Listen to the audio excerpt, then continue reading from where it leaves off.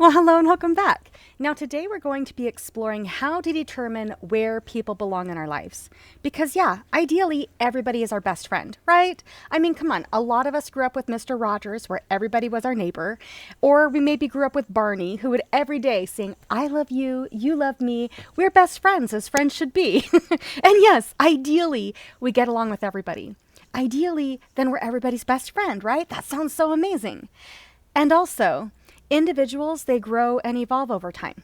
And so it stands to reason that if you are growing and evolving on a different timeline or in a different direction from another person, then you might be making yourself exhausted just trying so hard to make things work.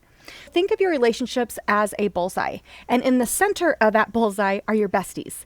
These are the people that you have the most intimacy with, as well as the highest level of expectation. And when you move to an outer ring just outside of the center, then those are the people that, sure, you're pretty close to them, but the level of intimacy and expectation, it's a little bit lower.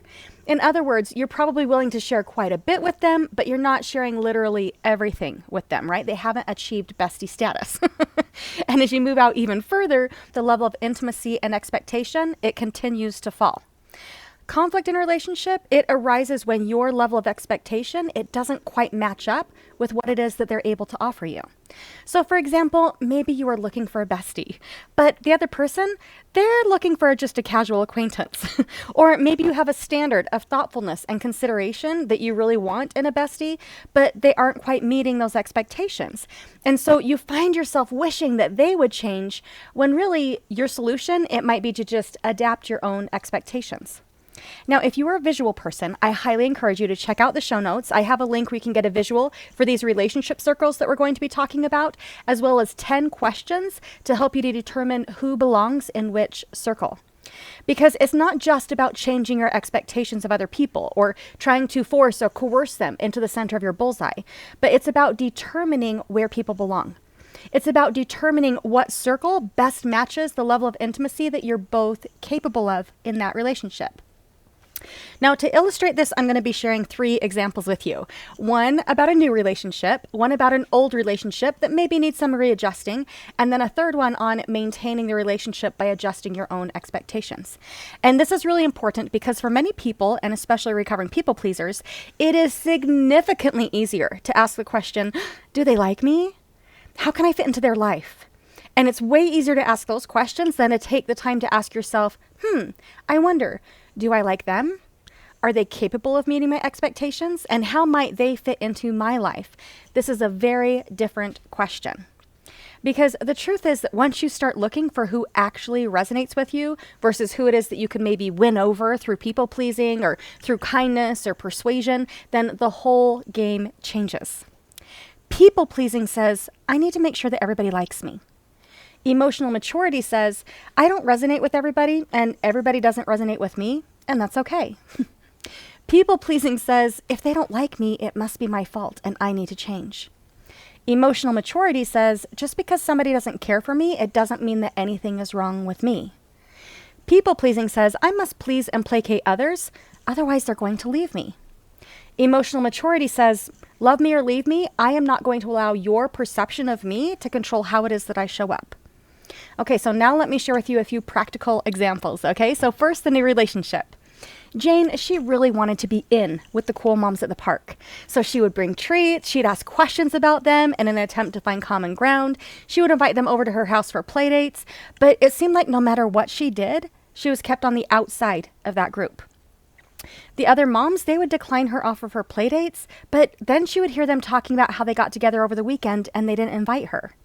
She noticed that when she was walking over to them to say hello, they'd start talking a lot more softly and kind of turning their backs to her. And the questions that she was asking them in order to get better acquainted, none of those questions were reciprocated. In fact, it was really starting to seem as though they were just tolerating her existence rather than actually wanting to get to know her. And this really got into Jane's head. And so she did what a lot of people pleasers do. She started to try harder. She tried harder to act like it didn't bother her. She tried harder to act like these same women. She tried harder to prove her worth and her value by bringing more gifts and more fun things for the kids, to prove herself to these disinterested women. She was trying harder and harder to demonstrate that they had things in common. For example, bringing the book along that she heard them talking about and showing that she was also reading it. But nothing was changing. But when Jane really started to slow things down, when she started to calm the anxiety of not being liked and not being well received, then she realized the now very obvious truth that she actually only had one thing in common with these ladies. They all brought their kids to the same park. And that was not enough to make these ladies her besties or her intimates. Over time, she started to practice curiosity. Not the kind of curiosity as to like, oh, do they like me or not? Or oh, what could I do to make them like me? But instead, she was practicing the curiosity around, do we have things in common? Do they resonate with me? Do I like them? And originally she thought that, okay, well, maybe they're just shy or maybe they're just slow to engage. But now she could see that they were actually exclusionary and kind of rude.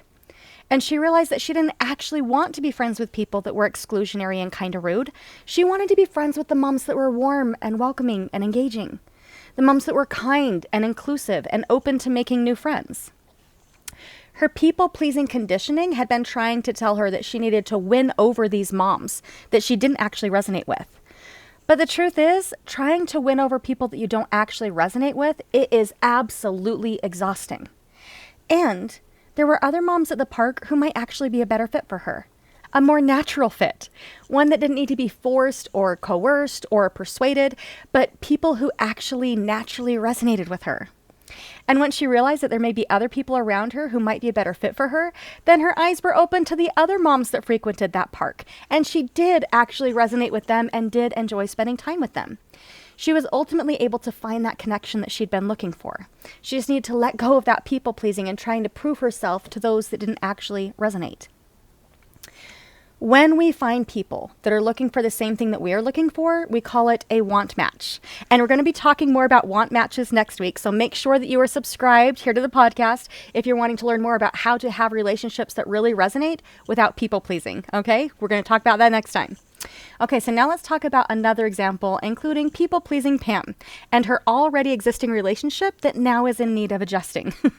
Pam's friends have recently been treating her, well, not as kindly as they had in the beginning. They started leaving her out. They started making jokes about her that felt more condescending than playful. They started making light of her very serious situation at home, and it was really weighing on her. She had this belief that, well, if I can just be nicer to them, if I can be more forgiving, more understanding, more helpful, more empathetic towards them, then they'll start to treat me as kindly as they did in the beginning. These were friends that she actually used to be extremely close to, so she knew that they were capable of being the kind of friends that she was seeking. But now she was feeling like these friendships, they were pretty lopsided. And it felt like it was always her trying to prove that she had worth and that she had value. Because she had been in relationship with these women for years, she felt very invested into these relationships. So she did attempt to talk with them at first about the changes that she had noticed and her hurt feelings, but she felt dismissed and didn't know what to do. Now, through coaching, we were able to look at her relationships with fresh eyes. And yes, she had been in a relationship with them for well over a decade, but people change. So not only is it likely that they had changed over their time together, but it's just as likely that she also had changed, that they were now just in very different places, and that's okay. So as we talked about it, I asked her, I said, okay, so if you met these people today, would you still choose to be friends with them? And if so, what ring would they go in? How intimate of friends would they be? If you met them today, would they be intimate friends or would they be more like casual acquaintances? And this really helped her to adjust her own expectations as well as her own level of investment into those relationships. Okay, third example. Joe has a friend that seems to only have the capacity for superficial conversation. And Joe desperately wants to connect on a deeper level with this friend. But he's actually not sure that it's possible. He's been waiting for a long time for things to change, but they're not able to get any deeper. And this is really creating a lot of frustration for Joe. But by simply adjusting his expectations to fit what his friend was currently able to offer, in other words, by moving his friend to another ring instead of trying to force him into the center ring, then he was actually able to feel a lot more relaxed when they did get together, instead of constantly feeling frustrated that all that they seemed to talk about was what was on TV last night. And this freed up Joe's time and emotional bandwidth so that he could look around for somebody else who was better able to meet his need for depth and meaningful conversation. The relationship, it didn't change. But his expectations did, which helped to minimize his resentment in relationship. It's okay to reassess what relationships are and are not serving you from time to time. even if you've been in a relationship with them for a decade or more. It's okay to adjust your expectations of others and place them into another relationship circle that better suits that relationship if you need to. Most of the time, when we meet somebody new, then they start in an outer circle and they slowly make their way in. Over time, we become more and more intimate, with not only intimacy increasing, but our level of expectation. And this feels normal and natural and comfortable for people to be moving in that direction. And sometimes relationships, they're moving in the opposite direction as people grow and evolve and change. Somebody who once was an intimate or a trusted confidant, somebody that you used to spend every single day with, then maybe now the relationship has changed and it's time to adjust not only that friendship ring that you choose to put them in, but your expectation around that level of intimacy there. The conflict arises in a relationship when our level of expectation does not match the current level of intimacy or their capacity for intimacy. So when you notice dissonance in a relationship, then it may be time to just take a look at your relationship and adjust it accordingly. Adjust your expectations. Maybe somebody needs to be moved to another ring for just a season. For example, maybe you want to change the level of expectation as they're navigating a big life change. Or maybe the move will be something that is a little bit more permanent in either direction. But give yourself permission to adjust expectations and intimacy as other people reveal themselves and as you evolve and grow. It's kind of like looking at your shoes and being like, okay, is this one too worn out? Does it still give me the arch support that I need? Do I need a new size? Is this one feeling too tight? Do I need a little bit more room in the toe box?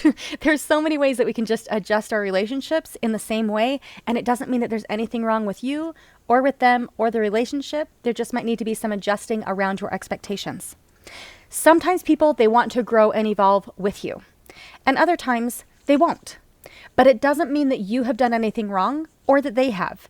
It's just a new season, and you're both adapting accordingly. So here are some questions to ask yourself as you're reassessing where people belong. And again, if you like these questions, if you want a few more, click the link in the show notes and you'll get a whole little mini workbook for free. Okay, so go and check that out. But here's some questions to help you. Am I keeping somebody close just because of the shared history that we have, or because of the relationship that we have today? If I allowed people to occupy the circle that their actions have earned rather than the circle that I wished that they belonged in, who would move closer and who would move further away? And who would stay the same? Who would be the appropriate person to share this with? Now notice I'm not saying, okay, well, who do I wish could be there for me? But who has already demonstrated that they can be there for you when you're wanting to share? When we change how it is that we define the relationship, or when we change what ring and level of expectation that we place upon other people, then it can be uncomfortable to create that change. But it's also 100% okay to reassess and make changes if and when the relationship is no longer working for you. You can have more authentic and fulfilling relationships as you, number one, take the time to assess what it is that you actually want to get out of life. And number two, identify, okay, who is it that can actually fill that role for me?